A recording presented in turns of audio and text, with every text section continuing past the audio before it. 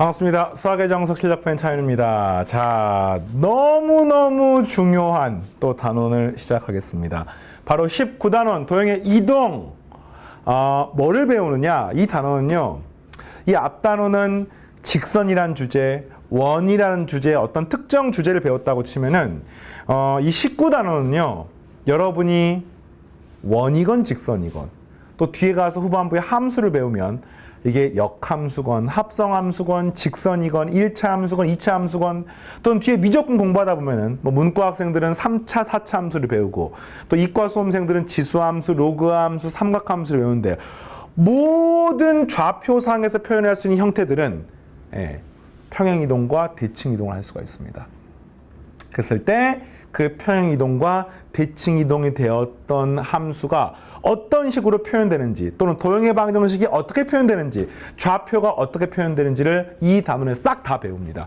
원리를 알고 나면은 최종적으로는 공식을 외워야 되는데 우리가 이제 공부를 하는 게 단순히 공식 외우고 뭐 문제 답을 내기 위해서 만나는 게 아니잖아. 그죠? 그 원리를 이해를 하시고 근본적으로 수학 자체를 잘하기 위해서 만났기 때문에 이런 것들을 쌤이 좀 섬세하게 다 알려줄 테니까 이번 시간 개념 시간인데 이번 시간이 제일 중요해요. 이 19단원은 문제 양도 많지 않습니다. 개념도 많지 않습니다. 그런데 공식이 있는데 공식이 나오기가 앞의 과정이 되게 중요하고 특히나 평행이동 같은 경우는 이 플러스 마이너스 부호를 많은 수험생들이 굉장히 헷갈려 하거든요. 그 헷갈려 하는 부분을 싹 정리하는 시간 가져보겠습니다. 자, 이런 거예요. 여러분 정석 교재에는 69페이지입니다. 뭐 점의 평행이동, 도형의 평행이동 이렇게 나와 있는데 뭐 이런 식들이 나와 있어. 이런 것들. 뭐 이런 것들이 나와 있습니다. 이런 것들을 외우는 게 중요한 게 아니야. 자, 원리를 같이 한번 봅시다. 이런 거야. 자, 원리를 잘 봐야 돼. 뭐 평행이동, 대칭이동이 뭔지는 알죠? 어떤 점이 있으면 X축을 따라서 또는 Y축을 따라서 이렇게 이동하는 걸 평행이동, 대칭이동, 평행이동 한다고 말하는 겁니다. 이런 거예요, 지금. 예를 들어서 어떤 점이 하나가 있는데 이 점이 A, B야. 근데 A, B를 갖다가 X축으로 N만큼, Y축의 양의 방향으로 N만큼 이동을 하게 되면은 이런 점으로 도착하는 겁니다. 그러면 이런 점의 좌표가 뭡니까? 라고 물어보면 너무 당연하게 X좌표는 N만큼 커지고, 맞습니까? Y좌표는 M만큼 커지게 되겠습니다. 뭐 M하고 N이 만약에 음수면 그만큼 작아진다라고 이해를 하시면 되겠고, 일단 이렇게 되는 거예요, 지금. 뭐 그냥 간단하게 숫자로 어떤 점이 2,3인데 이거를 X축으로 3만큼, Y축으로 마이너스 1만큼 평행이동시켜서 뭐가 되는 겁니까? 너무 당연하게 5,2가 되는 겁니다. 이게 끝이에요, 끝. 자, 평행이동 끝났습니다. 이번 단원 평행이동과 대칭이동을 배웁니다. 절반이 끝났습니다. 실제로 절반이 끝났어. 다만, 잘 봐요, 이제. 다만, 이게 점의 이동은 정말 직관적으로 그냥 그 자체로 구하면 됩니다. 근데 이제 이거를 뭘로 확장하느냐? 함수로 확장합니다. 도형으로 확장합니다. 자, 이게 개념이래요. 함수는 그 함수를 포함한 조금 더 폭넓은 개념이 도형이야. 그래서 우리가 앞에 배웠던 직선도 뭐 1차 함수이기도 하지만 이렇게 Y축이 평행한 직선은 또 함수가 아니기 때문에 도형이라는 단어로 표현했고요. 원 같은 경우도 원을 함수로 말하지 않고 원이란 도형으로 말했으면서 도형에 사용할 수 있는 어떤 표현이 등장하는데 이걸 여러분들은 아마 함수가 조금 더 익숙할 것처럼 보이기 때문에 쌤이 이렇게 말을 할게요. 자, 보세요. 자, 이걸 이제 이해했습니다. Y는 fx라는 어떤 함수가 있어요. 이걸 쌤이 함수라고 해요, 함수.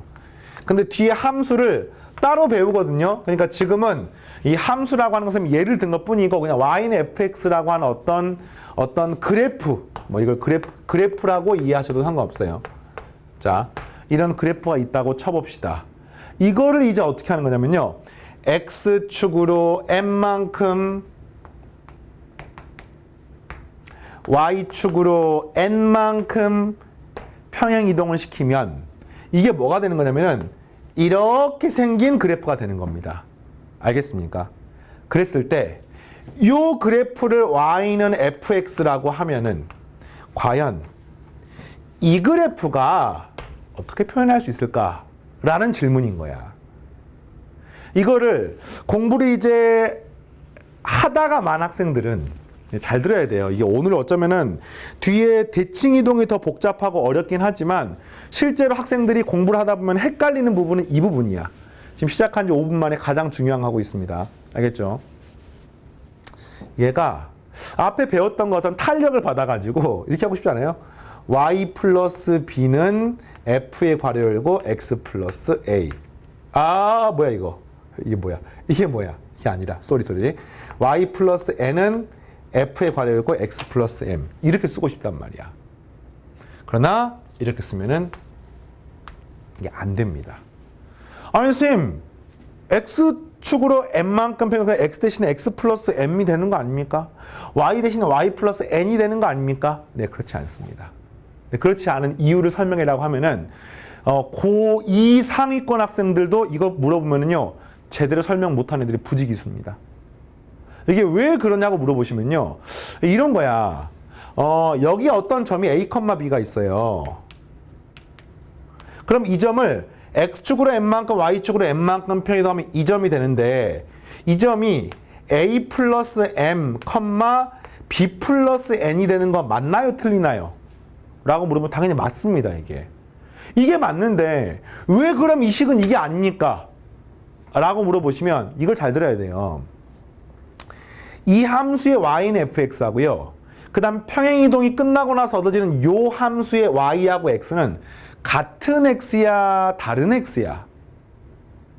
당연히 이 함수하고 이 함수는 서로 다른 함수이기 때문에 여기서의 xy와 여기서의 xy는 사실 다른 xy인 겁니다. 이거가 이 문제의 핵심인 거야. 그러니까 이런 거예요. y는 fx의 한 점 a, b는 이런 거지. 요 a가 x좌표고요. 이 b가 y좌표인 거 맞습니까? 맞습니다. 그럼 잘 봐요. 평행이동이 끝나고 나서 얻어지는 a 플러스 m, b 플러스 n은 요 점이 뭐냐면요. 이 그래프의 x좌표인 거야. 요 점이 뭐냐면요. 내가 구하고자 하는 그래프의 y좌표가 되는 겁니다. 근데 이게 뭐가 문제냐면은 이 xy하고 이 xy는 같은 xy입니까? 다른 xy인 거예요, 이게. 그래서 이거를 구분 없이 쓰면 틀려버리는 겁니다. 그래서 일단은 우리가 앞단을 자취 문제 풀었던 거하고 비슷해요. 이게 자취 문제하고 똑같습니다.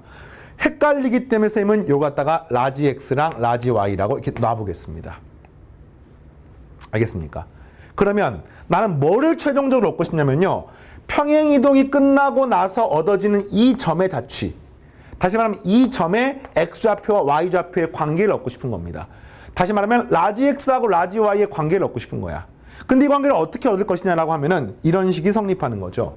여기에서 a 플러스 m이 뭐가 되는 겁니까? 라지 x가 되고요. b 플러스 n이 뭐가 되는 겁니까? 라지 y가 되는 겁니다.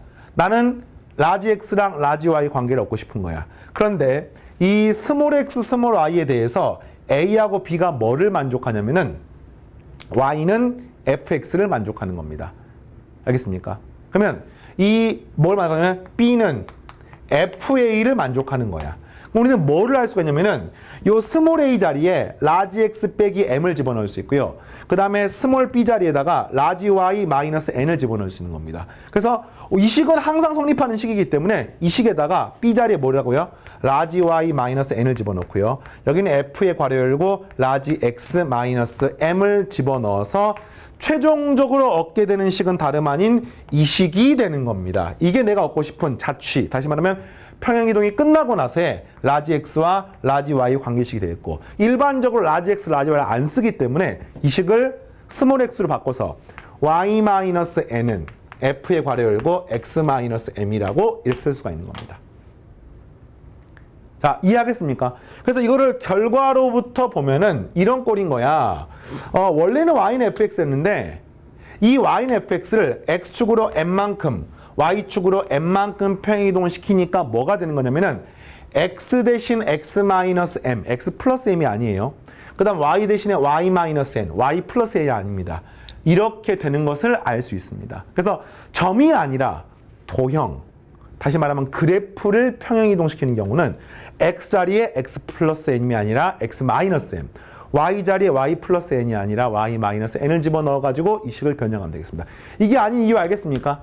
그게 왜 그런 거 하니? 라고 물어보면 딱 한마디로 요 x하고 이 y는 평행이동하기 전에 x하고 y하고 다르기 때문에 이거는 새로운 xy이기 때문에 이렇게 식이 달라지는 것 뿐입니다. 알겠습니까?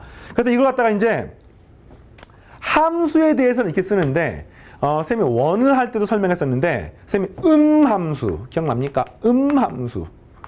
왜냐하면 원 같은 경우는 y는 fx로 표현할 수 없기 때문에 일반적으로 어떻게 표현하냐면 한쪽으로 싹 몰아가지고 좌변은 x, y가 섞여 있는 식, 우변은 0 이렇게 표현을 일반적으로 합니다. 그래서 일반적으로 도형은요 이런 식으로 많이 표현을 하거든요. 좀 어색하죠. 그래서 이렇게 표현했을 때 이 식을 어떻게 합니까? x축으로 n만큼 y축으로 n만큼 평행이동시키면 뭐가 되는 겁니까? 똑같아요. x 자리에 x-m y 자리에 y-n을 집어넣어서 이렇게 생긴 식이 되는 겁니다. 그리고 이때 요 x랑 이 y는요 이 x하고 이 y하고 달라요. 이건 라지 x, 라지 y인 겁니다.